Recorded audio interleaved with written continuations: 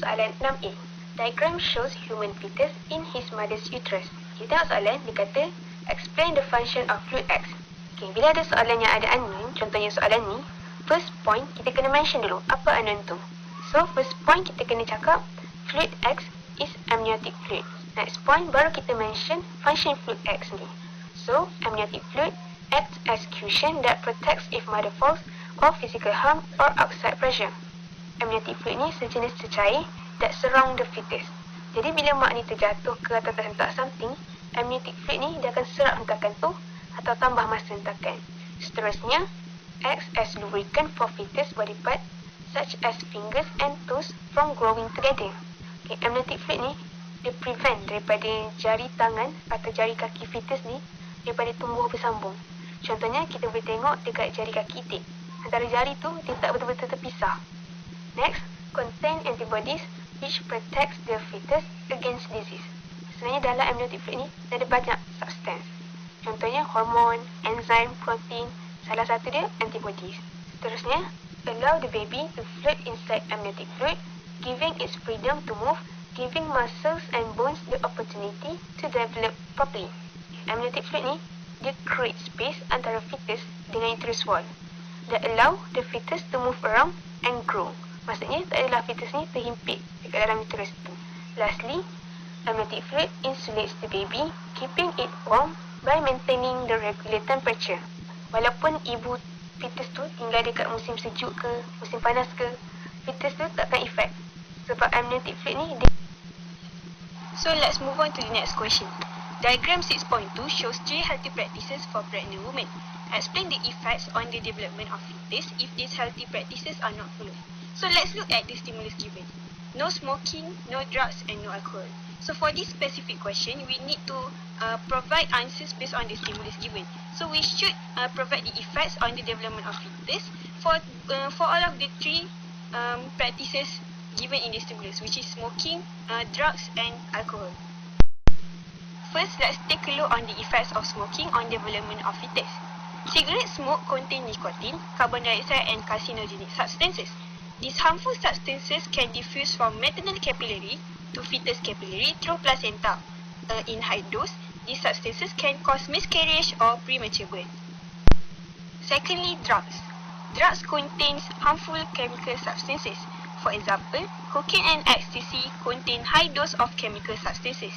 This will increase the chance of birth defect and brain damage of the fetus. Lastly, alcohol. Alcohol can pass from mother's blood to fetus blood through capillary. Alcohol can cause growth problem or birth defects on the fetus alcohol syndrome, and upon birth,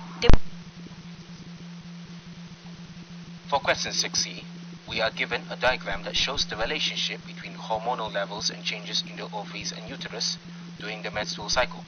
We are asked to explain the relationship of differing hormonal levels with processes such as the development of follicles, ovulation, and the development of the corpus luteum. With these kinds of questions, firstly we need to examine the question had asked about hormonal levels. Thus, we need to know the hormones involved. For the pituitary hormones, the one that rises significantly is the luteinizing hormone, also known as LH, while the one that remains on the bottom is the follicle-stimulating hormone, otherwise known as FS. As for the ovarian cycle, the early stages of the diagram represent the growth of the follicle. On the 14th day, ovulation occurs. After that, the corpus luteum. For the ovarian hormones, you can see initially estrogen levels were higher, but after ovulation, progesterone levels. Moving on, it's time to answer the question. First, we start with the first process, which is the development of follicles. It starts with the pituitary gland secreting FSH from day 1 to day 5, which in turn causes the level of FSH to increase. The FSH stimulates the primary follicle to develop into the secondary follicle, then into the Graafian follicle. While the follicle is developing, estrogen continues to secrete from day 6 to day 14. The level of estrogen increases and is at maximum on day 12, which then allows for the next process, which is ovulation. This occurs with the high level of estrogen stimulating the pituitary gland to secrete LH, causing the Graafian follicle to rupture. The secondary oocyte is released from the Graafian. The development of corpus luteum soon follows. After day 15, the Graafian follicle develops into the corpus luteum after stimulation by LH. The corpus luteum then secretes progesterone from day 15 to day 28. If no fertilization occurs, the corpus luteum eventually...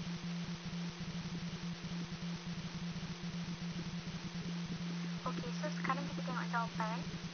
So first thing first, apa yang kita kena mention ialah nama proses tersebut. Sebab apa? Sebab dalam soalan dia tak mentionkan pun nama proses tersebut. So kita sendiri yang kena mentionkan nama proses tu. So first point, the process is called spermatogenesis process. Satu markah. Untuk second markah, it starts when spermatogenous cell undergoes mitosis to form two diploid primary spermatocytes. Second point. Pada third point, then each of the primary spermatocytes will undergo meiosis 1 to form two haploid secondary spermatocytes. Point yang keempat, after that,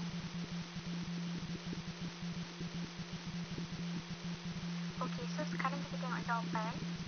So first thing first, apa yang kita kena mention ialah nama proses tersebut. Sebab apa? Sebab dalam soalan dia tak mentionkan pun nama proses tersebut. So kita sendiri yang kena mentionkan nama proses tu. So first point, the process is called spermatogenesis process. Satu markah.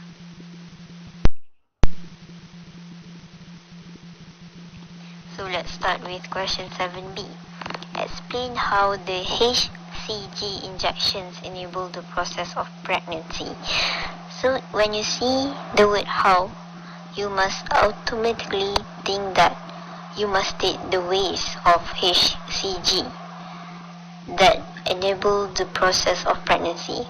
Okay, so let's look at the stimulus. The stimulus state that HCG has a similar role to luteinizing hormone, which we already know that luteinizing hormone functions in ovulation. Okay, so the first point that you can state is state the function of HCG itself. Okay, so HCG stimulates ovulation. Next, you can state that when HCG reaches its maximum level in blood, an ovum is released from an ovary into a fallopian tube. Okay, this is the same as LH.